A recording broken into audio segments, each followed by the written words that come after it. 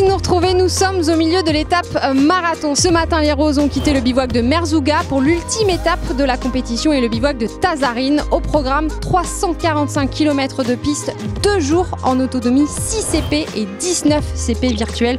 On les regarde.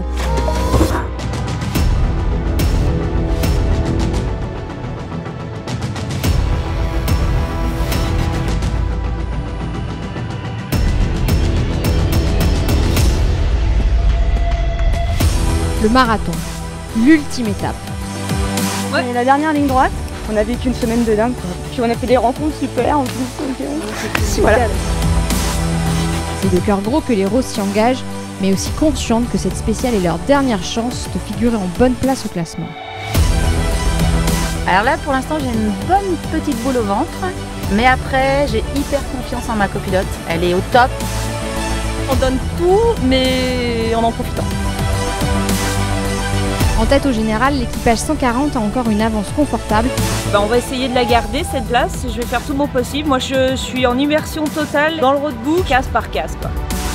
Et le 549 et le 172 qui les talonnent ne semblent pas décidés à se laisser faire. Ça coupe à mort, bah oui, c'est la dernière chance, la dernière étape, donc il faut vraiment optimiser. Pour toutes, c'est aussi le moment d'appliquer le savoir acquis pendant la semaine. La piste, elle va tourner à gauche, on peut couper de ce côté-là. On est un peu plus à l'aise sur le roadbook, donc il y a moins d'inquiétude, moins de stress et on met en application ce qu'on a appris depuis quelques jours. Tout au long du rallye, les parcours furent exceptionnels et le tracé de cette spéciale en est la synthèse. À chaque étape, un paysage différent, c'est splendide. Les décors dans lesquels évoluent les concurrentes sont tout simplement grandioses. C'est magnifique, ça a coupé le souffle. Le soleil propage ses derniers rayons et à la tombée de la nuit, les Roses ont pour consigne de stopper leur progression.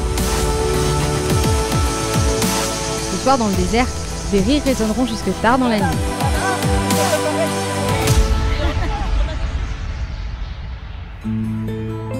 À l'aube, les concurrentes reprennent le volant. Voilà 24 heures qu'elles ont pris le départ de la spéciale. Nous sommes au PK 240.6 et il leur reste une centaine de kilomètres à parcourir. On va aller jusqu'au bout, rien lâcher. Ne rien lâcher, une expression qui à elle seule pourrait résumer le trophée Rose des Sables.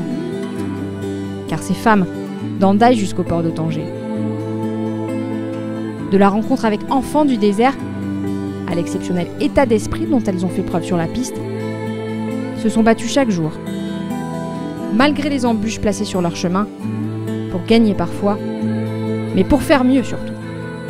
Et au passage de l'Arche qui marque la fin de l'aventure, c'est l'émotion qui les gagne. Ça y est, c'est fini, la machine va partir. Et nous aussi, on va repartir.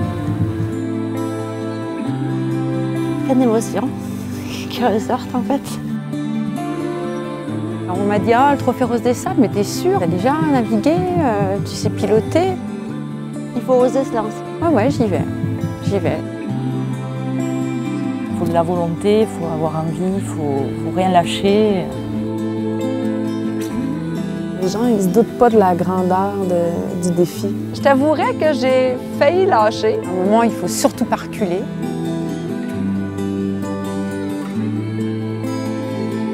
On a juste une vie à vivre. Il faut la vivre à fond. J'ai réussi. On a gagné ce rallye. Je l'ai gagné. Et là, j'ai pas de mots, c'est magique, voilà. On peut que grandir du rallye Rose des Sables.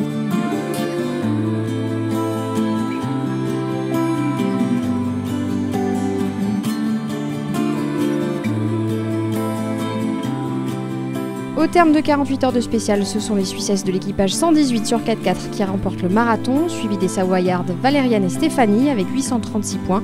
Karine et Chloé complètent le podium, des résultats qui devraient sûrement bousculer le classement final. Réponse demain dans le JT. Bonne soirée les Roses.